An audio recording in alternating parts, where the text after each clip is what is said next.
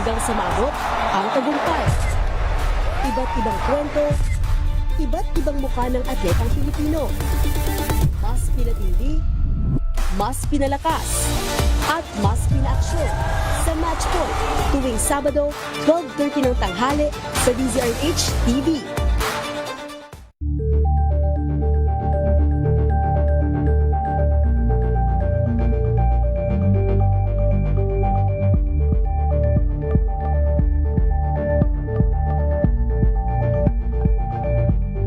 We've got you covered. From the hottest hits, exclusive interviews,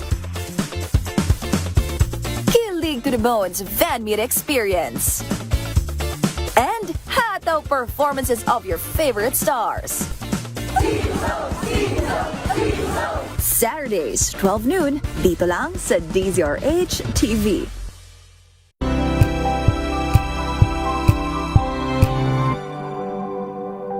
Tinesting, sinuri, siniyasan.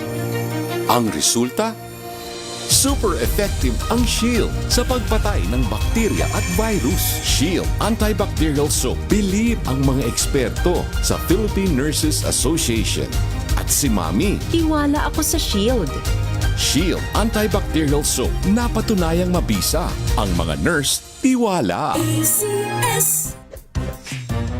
Galing-galing mo Smart dishwashing paste ko Pritong ulam na masebo Plato ng kaldero Tanggaling for everyday. Ganyan pag smart ang dishwashing paste. May double tanggaling formula. Tanggal ang sebo, tanggal ang bakterya. Pahit para walang bahid Linis fantastic sa metal at plastic Number one ko to Tanggaling-galing mo Smart dishwashing paste ACS.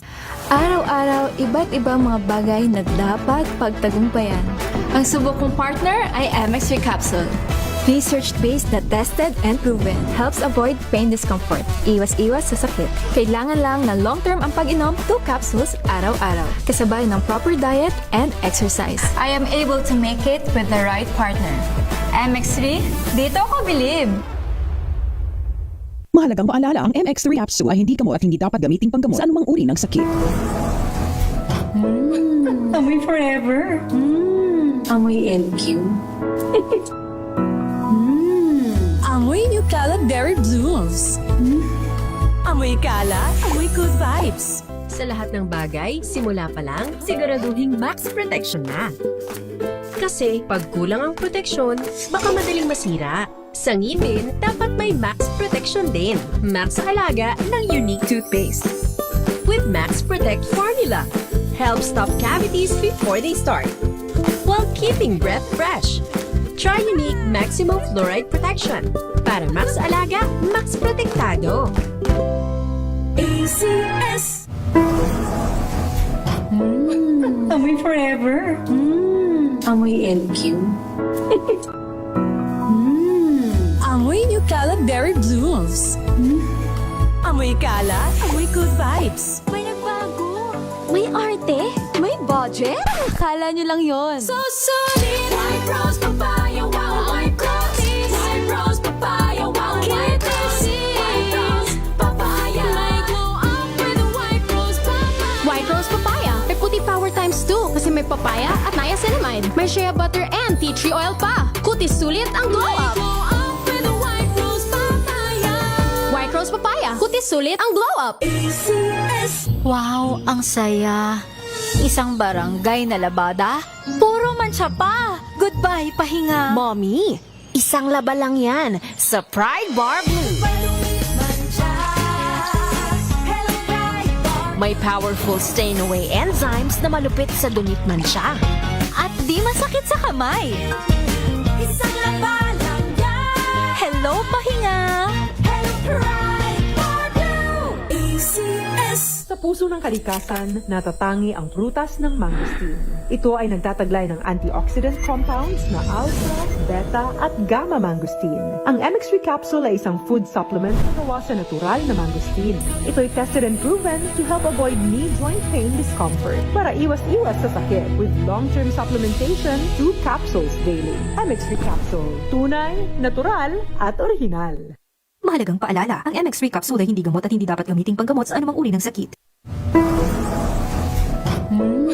Amoy forever. Amoy LQ. Amoy Nucala Berry Blooms. Amoy kalat, amoy good vibes.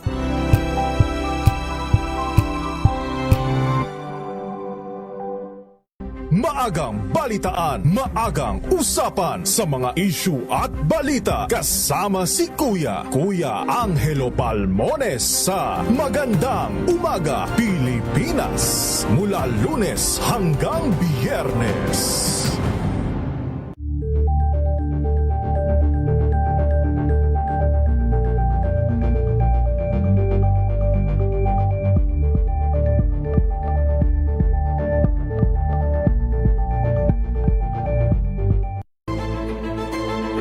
Pakikinggan ang bawat panig. When you fight for justice, think about the queer people. Kung hindi kami magkukwento, sino ang magkukwento para sa amin? Ang mga panawagan, ipababatid. Hindi talaga ito masusing pinag-aralan ng gobyerno.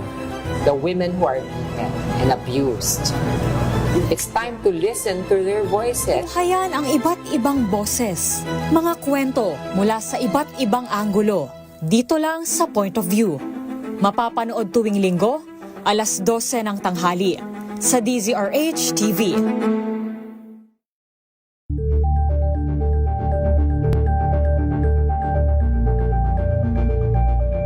Alamin ang mga maiinit na isyung pambayan, mga balitang kailangan mong malaman, usapin sa pamahalaan, politika, ekonomiya at kabuhayan. Ito ang mga dapat mong malaman, pakialaman at pag-uusapan dahil kayo ang tinig ng mamamayan dito sa Damdaming Bayan. Live sa DZRH Radio, DZRH TV at DZRH Digital. Kasama sina Lakay, Deo Macalma at Elaine Apit. Araw-araw, Lunes hanggang Biyernes. Damdaming Bayan.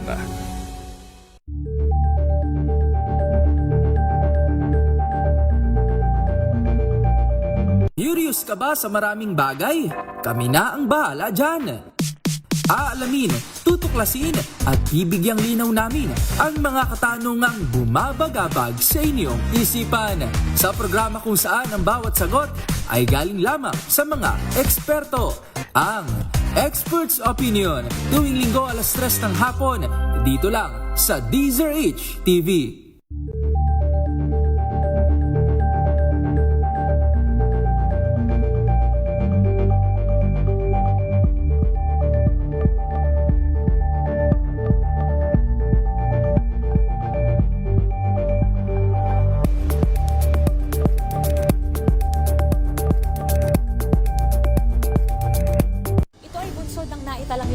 Individual na ang kanilang naaresto. Ang Metro Manila Development Authority o MMDA ang No Contact Apprehension Policy o NCAP sa Metro Manila. Sa ilang mga dokumento ay peke. Hindi rin legal ang employment na ipinangako sa kanila. Sa mata ng batas, mananagot ang sangkot at may sala. Dahil sa bawat paglabag, may karampatang parusa. Alamin ang mga pananagutan sa likod ng mga bawal. Dito sa Hoy! Bawal Yan, tuwing Sabado, alas 11:30 ng umaga. Dito lang sa DZRH TV.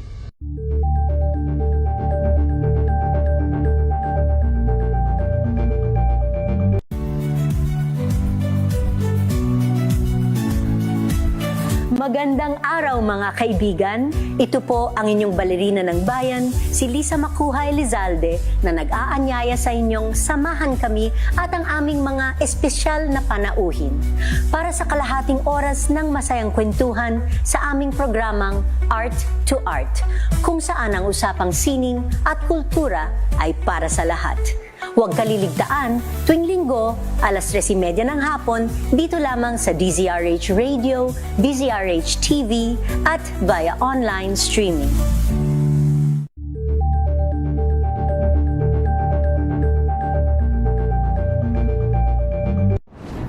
Kung good vibes ang hanap mo, dito ka na sa Sigurado!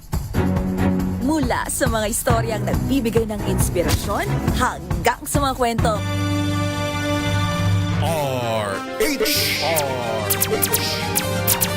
Pilipinas ang oras, alas 2:12. Walang patid na balita, walang tigil na impormasyon at tuloy-tuloy na reports kasama ang buong puwersa ng DZRH sa buong Pilipinas. Mula Luzon, Visayas at Mindanao, lahat ng malalaking balita, maiinit at viral. Hagip ng pinakamalawak na newscast sa buong Pilipinas. Rapido Hataw Balita. Rapido Hataw Balita. Kasama sina Ray Sibayan at Romel Fuertes. Rapido Hataw Balita. Mga malalaking balita, hahataw na! Rapido Hataw Balita. Magandang hapon ho, Luzon, Visayas, Mindanao. Sa ating pong Rapido Hataw Balita ngayong pong hapon ito ng Lunes, 2 sa buwan ng Marso, taong 2026. Sa ating pong headlines, third at fourth impeachment complaints laban kay VP Sara idineklarang sufficient inform. Pamahalaan handa sa malawakang repatriation kung kakailanganin dahil sa tensyon sa gitnang silangan. Samantala naman, 45 flights pa Middle East kansilado na divert. Higit sa 9,000 pasahero apektado. PNP nakabantay sa seguridad ng envoys EDCA sites. Aligtasan naman ng mga OFW at mga turistang naipit sa gyera. Diyan po sa gitnang silangan pinatitiyak. Inuman, nauwi sa saksakan, isa ang patay sa Katarman. Isa namang magsasaka pinagtataga at pinagsasaksak patay sa Negros Occidental. Rapido Hataw Balita.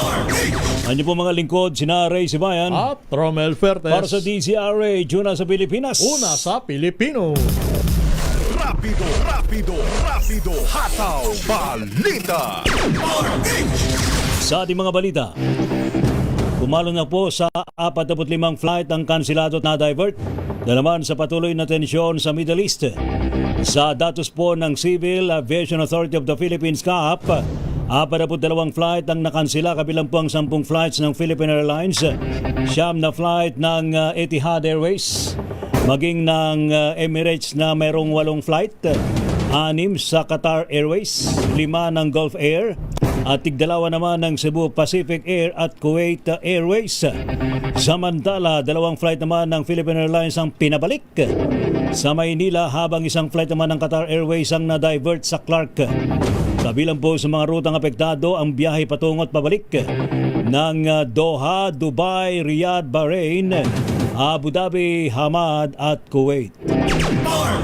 Hanggang kaninang alas 7 ng umaga, mahigit 10 overseas Filipino workers ang stranded sa Terminal 3 ng Ninoy Aquino International Airport dahil sa bakbakan sa gitnang silangan. Nananatili sila sa OFW Lounge kung saan sila tinutulungan ng Department of Migrant Workers at Overseas Workers Welfare Administration. Isa na rito ang OFW na si Lester Sisay. Manalaman lang na kansilado ang biyahe niya pa Saudi Arabia nang dumating siya sa NAIA. Sinabi ni Sisay na nagbakasyon lang siya sa Pilipinas simula February 1 at hindi naasang lalala ang tunggalian ng Amerika, Israel at Iran. Problemado ngayon ang 4 na taon ng nursing assistant kung paano ang kanyang trabaho sa Middle East at kung kailan siya makakabalik. Rapido Hataw Balita. Pinatitiyak naman ng mga senador sa pamahalaan ang kaligtasan po ng mahigit 2 milyong OFW sa gitnang silangan at mga turistang naipit din doon, lalo't isang OFW ang namatay sa Israel dahil naman sa airstrike.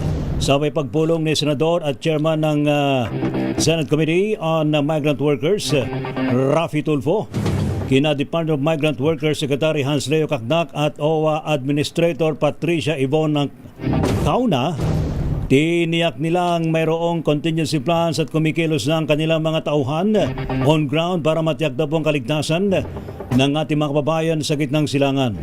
Tanawagan din si Tulfo sa Armed Forces of the Philippines na handa ang kanilang mga air asset at maging ang sea assets kung sakali man at kailangan ng malawakang repatriation. Mungkahay naman ni Senador Chis Escudero magtatag ng Middle East Crisis Command Center para sa real-time monitoring, map out safety corridors at prepositioning ng mga asset sa mga friendly ports at airports. Panawagan naman ni Senadora Rizon Tibero sa DOE na magkaroon naman ng safeguards habang binabalangkas ang pangmatagalang strategic plan dahil mahalagang matiyak ang energy security ng bansa sa pagtaas ng presyo ng langis at posibleng kakulangan ng supply. Naka-heightened alert na ang Philippine National Police bilang pag-iingat sa posibleng epekto sa Pilipinas ng gera sa gitnang silangan. Ayon kay PNP Chief General Jose Melencio Nartates Jr., nakatutok sila sa mga terror threat na maaaring makaapekto sa internal security ng bansa. Binabantayan na din ang seguridad ng EDCA sites na pinangamba na maging target ng mga kalaban ng Amerika. Bagamat wala pang nadetect na banta ang PNP, nakikipag-ugnay na din ang PNP Intelligence Group at National Intelligence Coordinating Agency para sa posibilidad ng tinatawag na cyber attacks. Rapido, hataw, balita. Natili namang stable ang pambansang seguridad ng Pilipinas sa gitna po ng nangyayaring kaguluhan sa gitnang silangan. Yan po ang assessment ng security sector kasabay ng paalala sa publiko na maging maingat laban sa posibleng disinformation. Ginawa ng Armed Forces of the Philippines ang pahayag matapos naman na magpakawalan ng missiles ang Iran sa mga base militar ng Amerika sa Gulf States bilang ganti sa US-Israel attack nitong Sabado. Sa kabila po nito ay nagtaas pa rin ng heightened alert ng pambansang pulisya bilang pag-iingat sa mga potensyal na spillover o epekto ng giyera hanggang dito sa Pilipinas. Tuluyan ang magsasara ang Tourism Infrastructure and Enterprise Zone Authority o TIEZA kung maaproba ng panukala mag-aalis sa travel tax. Ayon sa Chief Operating Officer ng TIEZA na si Mark Lapid, mabubuwag ang kanilang opisina kung hindi mapapalitan ang pinagkukunan nito ng budget. Kabilang ang TIEZA sa naikinabang sa travel tax kasama ang Commission on Higher Education at National Commission for Culture and the Arts. Sinabi ni Lapid kahit na may iba pang source of income ang ahensya, hindi pa rin ito kayang suportahan ng operational expense ng walang travel taxes. Rapido, hataw, balita. Nakanda naman ng NBI, nipatawag ang mga personalidad na inakusahan ng 18 nagpakilalang dating umunoy Marines. Handbog kay NBI Director Attorney Melvin Matibag, ito'y kung mapatutunayan ng kredibilidad ng testimonya ng mga dating sundalo. May sinusunod niyang proseso ang batas at hustisya, kaya dapat munang busisiin ang background ng sinasabi mga ex-marine at ang kanilang naging partisipasyon. Ginagarantiya rin ni Matibag na sakaling mapatunayan ang kanilang alegasyon, tutulong sila sa paghain ng mga reklamo. Labas tayo ng ating impilan, ikatlo at ikaapat na impeachment complaints laban kay Vice President Sara Duterte idiniklarang sufficient in form. Ibalita mo yan na Rich number 12, meaning Manang Milky Regonan. Manang Milky. Romel at Ray ang third at fourth impeachment complaints ang idineklara ng House Justice Committee na sufficient in form. Ito ang naging desisyon ng komite sa unang hearing ng House Justice Committee sa impeachment complaint laban kay Vice President Sara Duterte. Ayon kay Batangas Representative Sherville Luistro, ang chair ng komite, deklaradong sufficient in form ang third and fourth impeachment complaints, tatalakayin bukas ang sufficiency in substance. Narito si Batangas Representative Jervin Luistro, Chair ng House Justice Committee.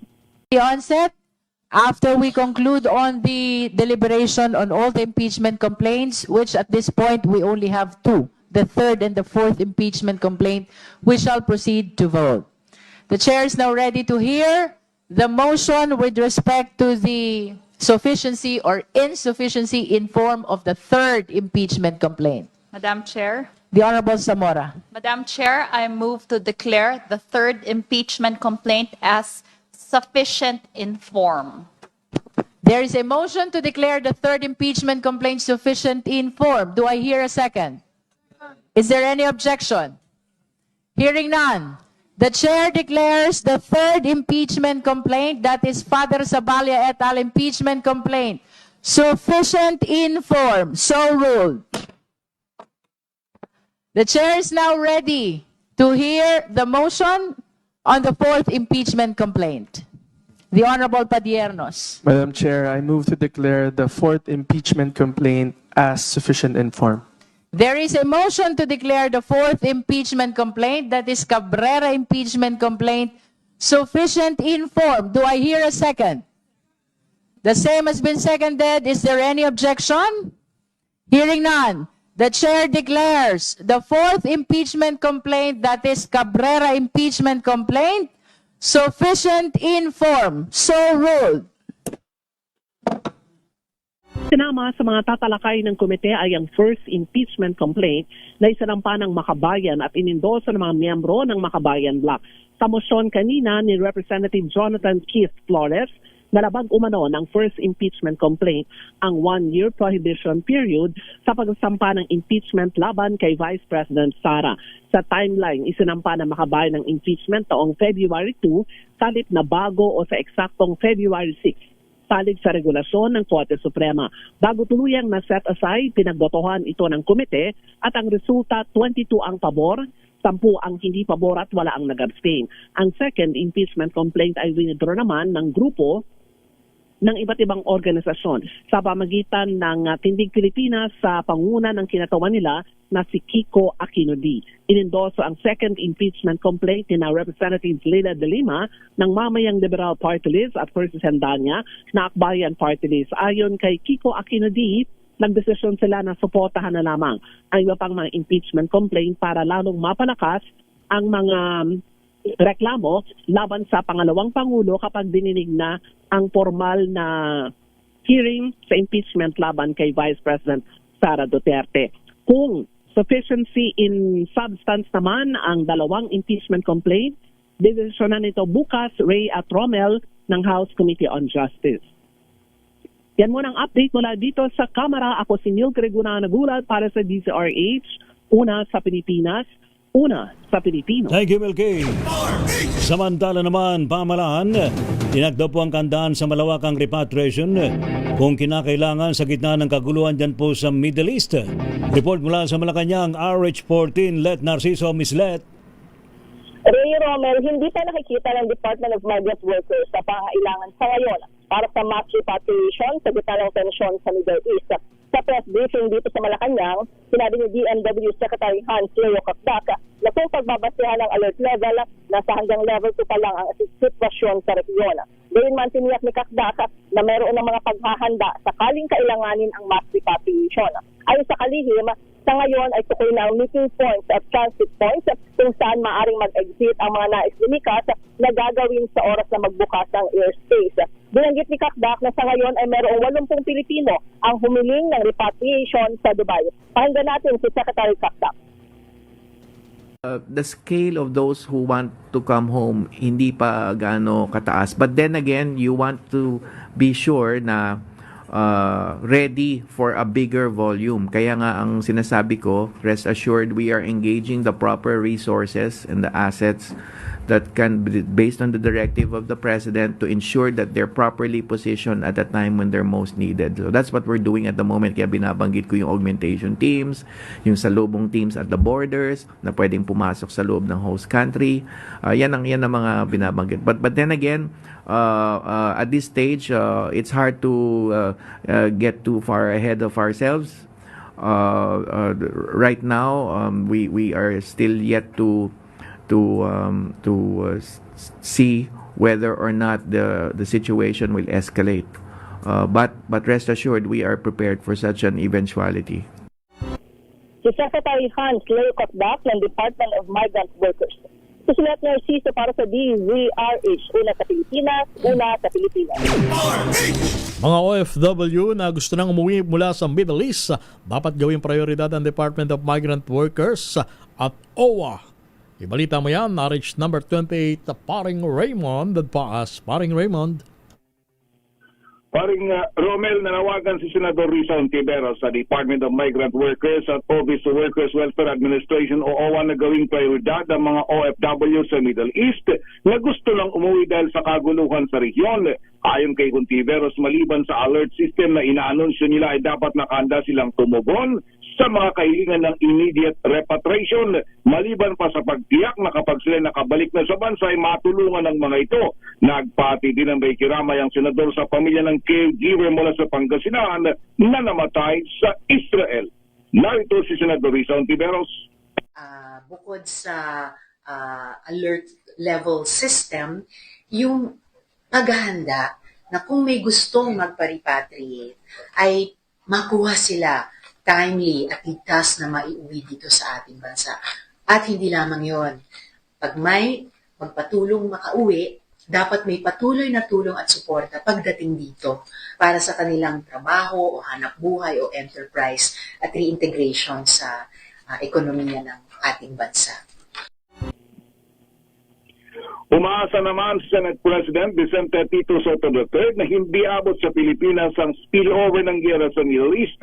Masyado na tayong malayo doon kahit pa sinasabing kaalyado natin ang Amerika. Ganun pa man ay patuloy ang kanilang gagawin na monitoring dahil sa ibang epekto ng giyera sa Pilipinas. Maliban sa pagtaas ng presyo ng langis ay sa larangan ng seguridad dahil may iba pa tayong relasyon sa Amerika at Israel. Narito naman si Senate President Tito Soto. Right now, hindi lang yung presyo ng crudo pinag-uusapan dito. There might be security issues. Di ba? Sapagkat marami rin tayong marami rin tayong iba't ibang mga relationship with the United States, with Israel, with other countries. So, dapat talagang basta tingin pinakamaganda, close monitoring. We should be very vigilant about what's happening in the Middle East. Possible bang may spillover since kaalyado tayo ng US? Hindi naman siguro, medyo malayo naman tayo. Wala naman siguro tayo wala tayong masamang tinapay sa Iran. Diba? So, hopefully not. Si Senate President Tito Soto. Ito si RH28, Raymond Advance para sa DZRH, una sa Pilipinas, una sa Pilipino. Thank you, Lakay Raymond. Samantala naman, ASEAN Socio-Cultural Community Council, masusi raw pong binabantayan ang sitwasyon sa Middle East, lalo na ang kalagayan ng ASEAN nationals. Ating alamin sa report ni RH4, Miss Karen Oyo. Miss Karen. Yes, kasamang Ray, kasamang Romel, binabantayan ngayon ng ASEAN sa pangunguna ng Pilipinas bilang chair ang sitwasyon sa Middle East kung saan posibleng may mga ASEAN nationals ang maaaring naapektuhan matapos ang nangyaring pag-atake ng Estados Unidos at Israel sa bansang Iran nitong nakaraang Sabado. Ayon kay Department of Social Welfare and Development o DSWD spokesperson, Assistant Secretary Irene Dumlao, kasalukuyang pabago-bago ang sitwasyon sa Middle East at masusi nilang minomonitor ang sitwasyon sa naturang rehiyon. Dagdag ni Dumlao, committed ang ASEAN na mas palakasin pa ang inter-regional cooperation nito at tuloy-tuloy na makikipag-ugnayan sa mga relevant partners upang masiguro ang kalagayan ng mga ASEAN nationals sa Middle East. Makakaasa rin na makakatanggap ng kinakailangang suporta at assistance ang mga ASEAN nationals, lalo na mga pamilyang naipit sa girian sa Middle East. Kinumpirma naman ni Dumlao na kasama sa mga diskusyon sa darating na mga araw kasabay ng pagsisimula ng 35th ASEAN Socio-Cultural Community o ASCC Council meeting and related meetings dito sa Makati City ang issues sa Middle East. Pakinggan natin si DSWD Assistant Secretary Irene Dumlao. Monitoring the evolving situation in the Middle East. And of course, ASEAN remains committed to strengthening interregional cooperation. And of course, we will be coordinating closely with relevant partners to ensure that the ASEAN, particularly the ASCC,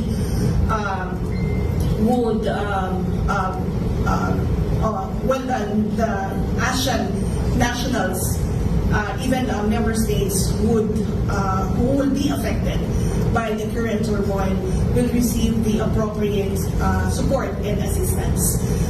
Again, for the ASCC, the family is an important sector that we need to protect. So yes, it will be one of the discussions, or it will be one of the priority areas in the discussions of the ASCC. Ang tinig ni DSWD Assistant Secretary Irene Dumlao, samantala formal ng inilunsad ng Pilipinas bilang chair ng ASCC ngayong taon ang Rise ASEAN Agenda, kung saan isusulong ang pagpapatatag ng family resilience, pag-empower sa mga kabataan at pagsiguro sa inclusive development para sa mga marginalized and vulnerable communities sa ASEAN region. Kasabay nito nakatakda ring isagawa ang 40th Senior Officials Committee for the ASEAN Socio-Cultural o SOCA meetings at ang 35th ASCC Council meetings at iba pang mga related meetings bilang bahagi ng chairship ng Pilipinas sa ASEAN Summit ngayong 2026. Ako si RH4 Karen Oyong, nag-uulat para sa DZRH. Una sa Pilipinas, una sa Pilipino. Mahigit sa 9,000 pasahero apektado ng kanselado, diverted flights sa Middle East ayon sa Civil Aviation Authority of the Philippines. Ibalita mo yan RH number 15, Giselle Ricafort. Giselle. Mahigit 9,000 mga pasahero ang apektado ng kabi-kabilang kanselado at diverted na mga flight pagitnang silangan sa gitna ng bakbakang Amerika, Israel at ng Iran. Ayon sa Civil Aviation Authority of the Philippines, mula ang mga numero noong Pebrero 28 hanggang ngayong 2 ng Marso. Mahigit 40 mga flight yung nakansela at na-divert, kabilang na yung 10 biyahe ng Philippine Airlines at 9 naman ng Etihad Airways. Siniguro ng CAAP ang maigpit nilang monitoring sa flight operation ngayong sarado yung airspace sa gitnang silangan. Sinabi ni CAAP Director General Raul Del Rosario na prioridad nila yung kaligtasan ng mga biyahero sa gitna ng bakbakan. Naglunsad na niya sila ng proactive measure para rito, kabilang na yung patuloy na koordinasyon sa mga airline, airport authority at international aviation partners. Pinayuhan ng opisyal yung mga apektadong pasahero direktang makipag-ugnayan sa kanilang mga airline para sa rebooking option, refund at updated na flight information. Ito si Giselle Ricafort para sa DZRH, una sa Pilipinas, una sa Pilipino. Thank you, Miss Giselle Ricafort. Samantala, Philippine National Police nakabantay sa seguridad ng mga envoy EDCA sites. Ating alamin sa report ni RH52 Edniel Parosa. Edniel. Kasama sa mga binabantayan ng pambansang pulisya ay ang seguridad ng mga embahada, maging ng Enhanced Defense Cooperation Agreement o EDCA sites. Kasunod ng panibagong tensyon sa gitnang silangan, bahagi ito ng heightened alert na ipinag-utos pa ni PNP Chief Police General Jose Melchor Tapis Jr. upang maiwasan ang spillover o yung pinangangambahang epekto ng gulo hanggang sa internal security ng Pilipinas. Ayon kay Tapis, mahigpit kami na monitor ngayon ng PNP ang kaligtasan ng mga ambassador maging ang kanilang mga aktibidad. Kapatid na sa Kuwait ay mayroon ng mga ulat na may apektado sa bahagi ng US Embassy sa nabanggit na Gulf area. Pero tiniyak naman ng PNP chief dito sa Pilipinas, wala pa sila nakikita anumang credible threat hanggang sa mga oras na ito. Pakinggan natin ang PNP chief. Ang tagal na yan na nag-exist. And so far as the conflict in the Middle East, and not only in the Middle East, involving our partners here, ay wala pa naman nangyari. And so, wag dapat mabahala ang ating mga kababayan para sa mga ganyan na nangyari, but of course we are still on guard. Now narito naglutangan din sa social media ang mga agam-agam na atakihin ng mga kalaban ng Amerika ang SAM na EDCA sites na magkaalyadong US at Armed Forces of the Philippines. Nagsalita na rin ang AFP sa kanilang bahagi at binigyan linaw na hindi permanent base sa EDCA na nagagamit sa training at disaster response kaiba sa US bases. Pilipino rin ang nagmamayari at nag-operate ng EDCA sites dito sa Kapluan. Ako naman si Edniel Parrosa, Laser Age. Una sa Pilipinas, una sa Pilipino. Samantala, Bulusan Volcano sa Sorsogon, kinakitaan ng pagtaas ng aktibidad ayon sa PBOX. Naroon natin kasama si RH number 5, Val Gonzalez. Val. Romel, nakatutok na rin ang Philippine Institute of Volcanology and Seismology o PHIVOLCS sa Bulkang Bulusan na nasa 70 kilometro ang layo sa southeastern part ng Mayon Volcano, isa sa nag-aalborotong bulkan na kapwa nasa Bicol Region. Sa monitoring ng PHIVOLCS mula nitong February 26 ay nakapagtala ng 49 na volcanic earthquake at 16 dito'y volcano-tectonic earthquake. Gayunpaman, ayon sa PHIVOLCS, nananatiling mahina't katamtaman naman ang degassing activity mula sa Summit Crater at active vents nitong nakalipas na mga araw. Sabi ng PHIVOLCS, nananatiling nasa alert level 0 ang Bulusan Volcano. Ibig sabihin, walang inaasahang magmatic eruption. Subalit ang pagtaas nila ng seismicity o dalas at lakas ng mga pagyanig kay maring palatandaan ng hydrothermal processes na posibleng magdulot ng biglaang steam-driven o phreatic eruption. Dahil dito'y pinapalalahanan ng PHIVOLCS ang publiko na iwasan ang pagpasok sa 4 na kilometrong permanent danger zone, lalo na sa southeastern slopes dahil sa peligro ng phreatic eruption, rockfall at landslide. Dapat din nila na maganda ng mga LGUs na nasa palibot ng bulkan at rebisahin ang emergency plans kung sakaling magtaas na ng alert level 1. Ako si Val Gonzalez, DZRH, una sa Pilipinas, una sa Pilipino. Thank you, Val. Samantala naman, mga abogado, naghain daw po ng petisyon sa Supreme Court para ipalabas ang draft ng Blue Ribbon Report kaugnay na investigasyon sa mga flood control project. Report mula kay RH29, Boy Gonzalez, Boy G. Rhea, naghain ng petisyon for mandamus at certiorari sa Supreme Court ang 3 abogado upang ipag-utos ang paglalabas ng draft partial committee report ng Senate Blue Ribbon Committee kaugnay ng investigasyon sa mga flood control project. Pinangunahan ni Atty. Eldridge Marvin Aceron kasama sina Sikini Labastilla at verifikasyon na Bartolome Bernabe.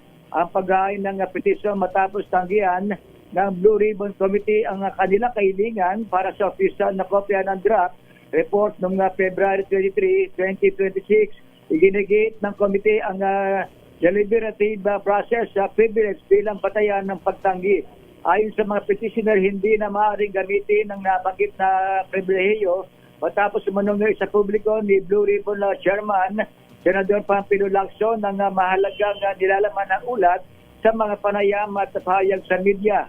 Humihiling ang mga abogado na pag-i-issue ng temporary restraining order o status quo ante order upang mapanatili ang lahat ng version ng draft report habang dinidinig ang kaso. Hiniling din nila na atasan ng committee na ilabas ang buo at walang redaksyong kopya ng draft report. Ito si Boy Gonzalez para sa DZRH, una sa Pilipinas, una sa Pilipino. Isang Korean national na takas sa large-scale investment fraud sa South Korea, arestado sa Ortigas Center sa Pasig City. RH number 27, Mr. Noche Kakas. Mr. Noche. Romel Natalakay, Ray, hindi nakapalag sa pag-aresto ng mga operatiba ng Bureau of Immigration Fugitive Search Unit ang puganteng Korean national sa Sapphire Street, Ortigas Center sa lungsod ng Pasig. Kinilala ng BIFSU ang naarestong dayuhan na si June Wan Uy, 45 anyos. Ayon sa BIFSU, sa koordinasyon ng South Korean authorities sa PNP Anti-Cybercrime Group, Cyber Patrolling and Intelligence Group at Eastern Police District, ang pag-aresto ay nakabatay sa warrant of deportation noong pang 2021 kung saan isa ng undesirable alien at nagdulot umano nga banta sa kaligtasan at seguridad ng publiko ang naturang dayuhan. Ito ay matapos namang takasan ang kaso sa South Korea sa kasong fraud sa ilalim ng investment o aggravated in punishment of special economic crimes. Ayon sa ulat ng South Korean government, inakusahan nagmamaniobra ng isang large-scale investment scam si Wanwi noong 2018. Hinikayat ang biktima magpasok ng investment na kalaunan nakapanloko umano ng daan-daang milyong Korean won sa dalawang hiwalay na transaksyon. Matapos noon, lumipad ng Pilipinas para magtago si Wanwi, ngunit hindi pa rin siya ligtas sa pinaigting na pagtubis ng mga otoridad. Imasarihas na sa BI Warden at Facility sa Cap Bagong Diwa sa lungsod ng Taguig, si Wanwi, habang pinoproseso ang pagpapatapon sa kanya pabalik ng South Korea. Aris sa 7, nagkira sa DCRH, una sa Pilipinas, una sa Pilipino. Thank you, Noche. Samantala, meron na raw pong lead ang PNP sa posibleng may kagagawan ng pagbasag ng salamin ng sakyan ng kapatid ng kongresista sa Caloocan. Bakit? Bakit binasag, ha? Ating alamin sa report ni RH23 Edwin Duque. Ito ba'y biktima ng basag kotse? Ha? Edwin? Laki Ray. Yan yung basag kotse. No? At kanina, unti-unti nang lumilinaw din yung pagkakinatan ng mga nasa likod ng pagbasag na nasa lapit ng kotse na sasakyan ng kapatid kung ay nagiging sa lugar. Pangarang may review sa main record ng CCTV sa Sigol ang kuha sa bahagi ng pinangyarihan sa pagkita ng alas 8:30 ng gabi at alas 9:20. Ito lamang nakaraang service sa gabi. Ayon kay Police Colonel Joey Report, umilos na rin yung nakalukan na pulis para makuha ang kuha sa lugar sa pamamagitan ng CCTV sa mga barangay at kalapit sa lugar para na maaaring daanan ng mga salarin at maaaring pagkakilanlan. Ayon kay Lito Erese, ang kapatid ng kongresista, yung kanyang pick-up na may plaka ng NPR 7358 sa kapat nitong 9th Avenue. Ganto nang gamit sa Del Pilar, malapit lamang sa kanilang negosyo. Nagpasagin ng mga kawata ng salamin. Sinabi pa nito na ang lagayan din ng pera ng 450,000 pesos at ilang gadget ay tinangay. Dahil sa investigasyon ng mga Caloocan Police, hindi gumagana ang mga CCTV sa lugar. Nasa akop ng Barangay 106, kaya hindi mo agad matukoy ang pagkakilanlan. Inayak naman ng opisyal na kumikilos ang kanyang mga tauhan para malutas ang naturang insidente. Ariswanda Pre, Arlendo kinagulat sa DCRH, una sa Pilipinas, una sa Pilipinas. Thank you, Edwin. Rapido, hataw, balita. Standby mga balita mula po sa mga probinsya, Pilipinas ang oras sa alas 2:44. Ang oras. Hello, Washi! Laundry day na naman! Yay! Anong meron? Mancha ng chocolate, putik, may libag pa! Kaya natin yan! With Pride Washing Machine Detergent, may triple stain-away formula. Tanggal ang makapit, madikit, at malupit na dumit mancha. Kaya easy-easy ang labada. Mula noon hanggang ngayon. All you need is pride. All you need is pride. ACS. Jiggy Manikad po. Bilang isang broadcaster, mahalaga sa akin ang tamang impormasyon. Sa lahat ng bagay, kahit sa food supplement, mapanuri ako. Kaya dito ako sa subok ng MX3 capsule. Ito'y may alpha, beta at gamma mangosteen. Para sa akin, sigurado ako sa MX3 capsule. Dito ako believe. Mahalagang paalala, ang MX3 capsule ay hindi gamot at hindi dapat gamiting panggamot sa anumang uri ng sakit. Amoy forever. Amoy LQ. Amoy New Cala Berry Blooms. Amoy Cala, amoy good vibes. NBC Milliones. NBC Milliones. Mamimigay na naman kami dito sa MBC ng 1 million pesos! Sa isang malinis na papel, Ilagay ang iyong name, age, address, phone number at pirmahan. Ipasok sa loob ng isang white legal-sized envelope. Kalakip ang alinman sa mga required proof of purchase o POP. At sa labas ng envelope, ilagay ang NBC Millones 2026, ang POP na ginamit at ang MBC station na iyong sasalihan. Ihulog ang iyong entry sa mga drop boxes na matatagpuan sa MBC station sa inyong lugar. DZRH, Love Radio, Yes FM, Easy Rock, Aksyon Radio. Pagkakataon na manalo ng hanggang 1 million pesos sa Grand Draw at libo-libo pa in cash prizes sa 10 weekly draws sa mga MBC stations nationwide. Dito sa MBC Millones 2026. Sali na! MBC Millones is brought to you by Pride Detergent, Smart Dishwashing, Shield Bath Soap, Unique Toothpaste, White Rose, Charm Fabcon, Star Wax Floor Wax, San Miguel Pale Pilsen. See posters or visit our Facebook page for more details. Promo period is from January 10 to March 27, 2026. DTI Fairtrade Permit Number FTEB 244864, Series of 2025. Drink responsibly. Amoy forever. Amoy LQ. Amoy New Cala Berry Blooms. Amoy Cala, amoy good vibes.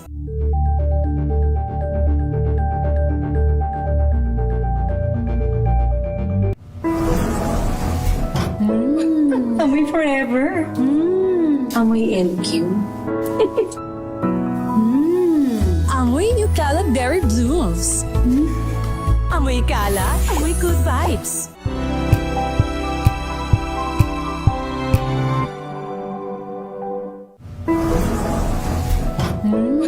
Amoy forever. Amoy LQ. Amoy New Cala Berry Blooms. Amoy Cala, amoy good vibes.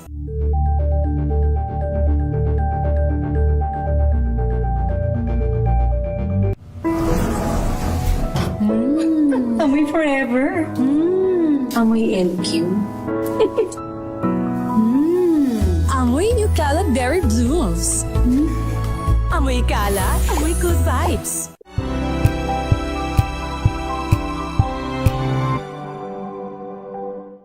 Maagang balitaan, maagang usapan sa mga issue at balita. Kasama si Kuya Angelo Palmones sa Magandang Umaga Pilipinas. Mula Lunes hanggang Biyernes.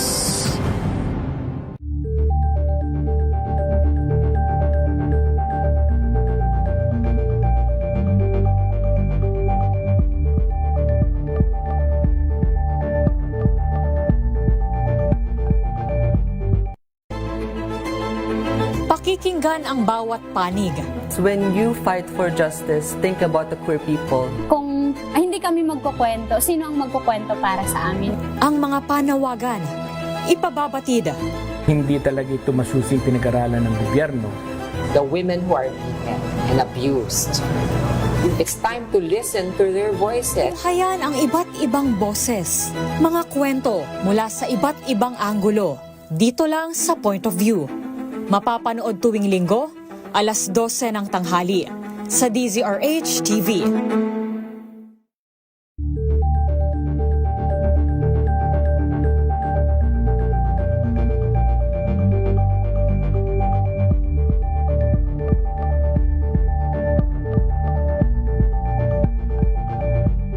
Alamin ang mga maiinit na isyung pambayan, mga balitang kailangan mong malaman, usapin sa pamahalaan, politika, ekonomiya at kabuhayan. Ito ang mga dapat mong malaman, pakialaman at pag-uusapan dahil kayo ang tinig ng mamamayan dito sa Damdaming Bayan.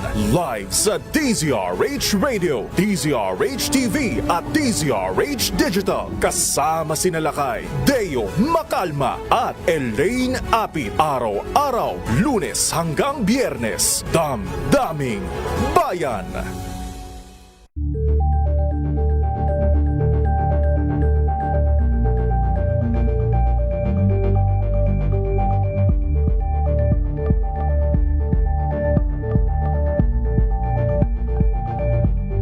Curious ka ba sa maraming bagay? Kami na ang bahala dyan. Aalamin, tutuklasin at bibigyang linaw namin ang mga katanungang bumabagabag sa inyong isipan. Sa programa kung saan ang bawat sagot ay galing lamang sa mga eksperto. Ang Expert's Opinion, tuwing linggo 3:00 ng hapon, dito lang sa DZRH TV.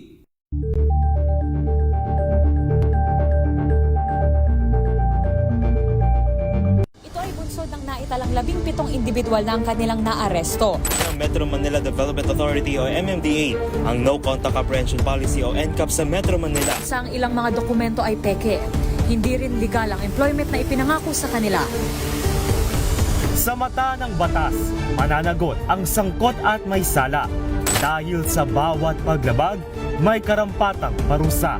Alamin ang mga pananagutan sa likod ng mga bawal. Dito sa Hoy! Bawal Yan, tuwing Sabado, 11:30 ng umaga. Dito lang sa DZRH TV.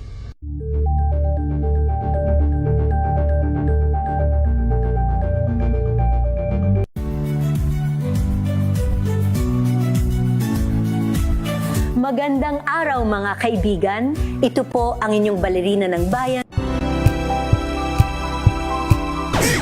Ang niyo po mga lingkod, sina Ray Sibayan at Romel Fuertes. Para sa DZRH, una sa Pilipinas. Una sa Pilipino. Mga balita ho mula po sa mga probinsya. Ratchada Probinsya. Rapido Hatang Balita. Update mula sa Northern Samar. Inuman na uwira po sa pananaksak. Isa ang patay sa Katarman. Report mula kay RH34, Jane Bantayan. Jane. Nasawi naman sa pananaksak ang isang construction worker nang saksakin ito ng kanyang kainuman. Naganap ang nasabing pananaksak sa Sitio Tamburusan, Barangay Dalakit, Bayan ng Katarman. Ang biktimang napatay, kinilala sa kanyang pangalan na si Rodney, 39 na taong gulang, construction worker at residente ng Barangay Dalakit na naturang Bayan ng Katarman. Sa report ng PNP, huling dumating sa inuman itong biktima kung saan nandoon sa lugar at nagtatagay. Ang suspect na si Joseph, 24 na taong gulang at isang kinilalang si Jose. Sa pag-iimbestiga pa ng kapulisan, dumating at nakisali sa inuman itong biktima na si Rodney. At sa gitna ng inuman, inatake nitong biktima ang katagay na si Jose at tinamaan sa mukha. Nagresulta ito sa kaguluhan o komosyon. Kumuha pa ng barisong itong si Rodney. Sa gitna ng kaguluhan o komosyon ay pumagitna naman itong suspect na si Joseph upang pigilan sana ang away. Sinubukan itong agawin ng balisong, ngunit siya ang binalingan na Rodney at sinubukan siyang saksakin. Dahil dito, nasaksak niya ang nasabing biktima sa tiyan. Nang muli pa sana siyang aatakihin ng biktima, muli niya itong sinaksak na naging dahilan ng agad na pagkamatay. Agad rin naman na sumuko sa pulis ang suspect sa Katarman MPS at isinuko rin ang balisong na ginamit. Kasalukuyan itong nakakulong at patuloy pa ang ginagawang pag-iimbestiga ng mga pulis. Mula sa Aksyon Radyo Katarman, RH34 Jane Galit Bantayan ng DZRH. Una sa Pilipinas, una sa Pilipinas. Samantala, Field Commander ng Bangsamoro Freedom Fighter o BIFF arestado sa South Cotabato. RH number 19, June Dimakutak. Arestado ang nagtatagong Bangsamoro Islamic Freedom Fighter Field Commander kasama isang BIFF medic sa inilunsad na law enforcement operation ng Tupi Municipal Police Force katuwang ng 6th Infantry Battalion at 1st Mechanized Brigade sa Barangay Bunao, Tupi, South Cotabato. Sa bisa ng warrant of arrest, kinilala ni 6th Infantry Redskin Battalion Commander Lieutenant Colonel Al Victor Berkeley ang mga inaresto na sina Nasrullah Omar Onsek na may aliases na Kagi Tatang at Kagi Onsek na isa sa mga field commander ng BIFF Bungos Faction at kasamahan nitong isang Ruwaida Omar na may alias na Kagi Ruwaida na tumatayo namang medic ng nasabing grupo. Ay naman kay 1st Mechanized Brigade Commander Brigadier General Omar Orozco, ang dalawa ay may mga kasong multiple attempted murder, destructive arson at paglabag sa Anti-Terrorism Act of 2020 laban sa dalawang suspect. Kumpiskado ang isang caliber 45 pistol at isang granada sa mga suspect. Pinapurihan naman ng 6th Infantry Campilan Division ng JTF Central, Commander Major General Vladimir Cagara, ang matagumpay na operasyong ito ng pinagsanib na pwersa ng pulisya at military. Anya, magpapatuloy ang kampanya laban sa terorismo at kriminalidad sa AOR ng JTF Central At sa pagkakataong ito ay dama ng pamunuan ng 6ID ang pagkikiisa at pakipagtulungan ng mga LGUs. Ang hangarin ay ang tuloy-tuloy na pangmatagalang kapayapaan sa kanilang mga bayan-bayan sa bahaging ito ng Central Mindanao. Mula sa mainit na panahon sa Central Mindanao, RH19, June Di Makutak, DZRH, una sa Pilipinas, una sa Pilipino. Thank you. Salamat, June Di Makutak. Samantala naman, bayan daw po, mga bayan at barangay sa paligid po ng Bulkang Bulusan sa Sorsogon, pinaghahanda sa posibleng pagtaas na aktibidad ng bulkan. Ano ba naman yan? Report mula kay Ruel Saldico. Ruel. Lakay Ray, pinaghanda ngayon ang mga bayan at barangay sa paligid ng Bulkan Bulusan sa Sorsogon matapos may tala ang patuloy na pagtaas ng aktibidad ng bulkan nitong nagdaang araw. Ayon sa PBOK, sumabot na sa mahigit 49 volcanic earthquakes. Ang itala mula naman sa noong pang-Huwebes na indikasyon di umano ng paggalaw ng magma sa lalim ng lupa. Partikular na sa pinag-iingat ang mga nanirahan sa loob ng 4-kilometer permanent danger zone dahil naman sa posibleng biglaang steam drive-in explosion o phreatic eruption na maaaring magdulot ng panganiban. Kasama sa mga bayan na sa paligid ng bulkan ang Bulusan, Irosin, Uban, Barcelona, Gubat at Kasiguran. Sa kasalukuyan, hindi pa itinaas sa alert level 1 ang bulkan habang patuloy naman na minomonitor ang aktibidad nito. Mula dito sa Bicol, ito si RH18. Roel Saldico, una sa Pilipinas, una sa Pilipino. Maraming salamat, Ruel. Samantala, magsasaka, pinagtataga at pinagsasaksak pa patay sa Himaymaylan, Negros Occidental. Rex Cantong sa detalye. Rex. Patay ang isang magsasaka matapos pagtatagain at saksakin sa Sitio Aglahog, Barangay Mahalang, lungsod ng Himamaylan, Negros Occidental. Ang biktima kinilala na si Anthony Castellano, 21 anyos, residente ng nasabing lugar, habang hindi pa nakilala sa ngayon ang suspect ng nasabing krimen. Ayon naman kay Police Lieutenant Colonel Kim Lopez, officer in charge ng Himamaylan City PNP, inihiyag ng live-in partner ng biktima na bago pa man ang insidente, nag-inuman ng biktima at ang mga kasama nito na umano'y hindi pa nakilalang mga suspect. Sa ngayon, patuloy pa ang investigasyon ng kapulisan hinggil sa nasabing krimen. Ito si RH46 Rex Cantong para sa DZRH, una sa Pilipinas, una sa Pilipino. Thank you. Salamat, Rex. Samantala, nako, isa raw po ang patay. Isang nawawala matapos tangayin ng alon habang naliligo sa isang beach sa may Giwan, Eastern Samar. Report mula kay Jimmy Angay-Angay. Jimmy. Nakita na ang bangkay ng isa sa dalawang binatilyo na nalunod habang naliligo sa Kalikuan Beach sa bayan ng Giwan, Eastern Samar. Patay na makita ang katawan ni Iris Cristian Quisada, 15 anyos, isa sa dalawang biktima na nalunod sa surfing area sa Barangay Sulangan, Giwan, Eastern Samar. Ayon sa situational report ng Municipal Disaster Reduction Management Office Giwan, na-retrieve ang bangkay ng biktima alas 9:45 ng umaga sa naturang karagatan. Habang patuloy sinasagawa nilang search at rescue operation para mahanap pa si Kyle Baginon, 14 anyos, na hanggang ngayon hindi pa ito makita. Nabatid Pebrero 28 pa sa taong kasalukuyan naliligo ang mga biktima sa surfing area ng tangayin ng malalakas na alon papuntang malalim na bahagi ng dagat. Tinangka pa itong iligtas na mga kasamahan, subalit bigo ang mga ito. Mula dito sa DYVL Action Radyo Tacloban, ito si R32 Jimmy Angay-Angay para sa DZRH, una sa Pilipinas, una sa Pilipino. Metro Manila ngayon. At sa Metro Manila ngayon, papasukin natin si Kyle Bullas. Kyle! Lakay Ray Romel, magkakaroon ng power interruption ang ilang bahagi ng Pasay at Parañaque City dahil ito sa gagawing line reconductoring works ng Meralco sa kahabaan ng Quirino Avenue sa Barangay Tambo, Parañaque at Naiya Road sa Pasay. Sisimulan nito bukas ng alas 11 ng gabi at matatapos ng alas 4 ng umaga. Sa iba pang balita, magsasagawa naman ng cleanup drive at dredging operation ng MMDA sa PNR Creek sa Barangay Dalandanan, Valenzuela City. Layunin ng operasyon na mapalaki ang kapasidad ng naturang creek. Sa nasabing operasyon, umabot sa 16 na truck ng basura at burak ang nahakot ng mga otoridad. Kaugnay nito, nanawagan naman ng MMDA sa mga residente sa lugar na iwasan ang pagtatapon ng basura sa anumang daluyan ng tubig upang maiwasan ang mga pagbaha. Yan ang latest sa Metro Manila ngayon. Ito si Kyle Bulya sa DZRH. Una sa Pilipinas, una. Kyle, sandali lang. Yes, Lakay. Magkano ang increase bukas?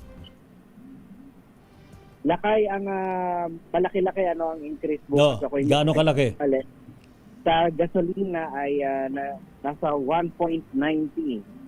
190, 1 piso sa 90 sentimos.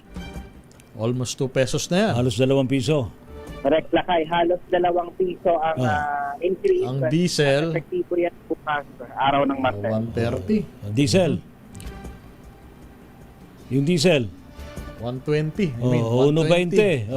Nasabihin namin sa'yo, 1.20. Ang kerosene ay 1.50. Pwede pa magbago yan. Pwede, hindi na, okay na yan. Huwag na. Yan na kasi advisory ng mga oil companies. Okay. Ayan. Salamat, Kyle Bulyas. Maraming salamat Lakay Ray Romel. Balik sa inyo. Thank you so much, Kyle Bulyas, sa ating Metro Manila ngayon.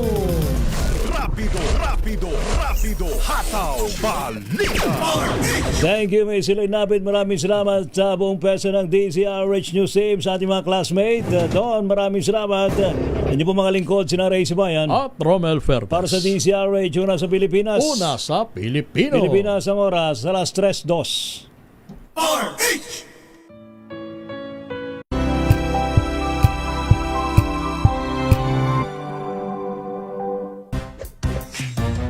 Galing-galing mo, Smart dishwashing paste ko, pritong ulam na masebo, plato ng kaldero, tanggaling for everyday. Ganyan pag Smart ang dishwashing paste. May double tanggaling formula. Tanggal ang sebo, tanggal ang bakterya. Pahit para walang pahit, linis fantastic sa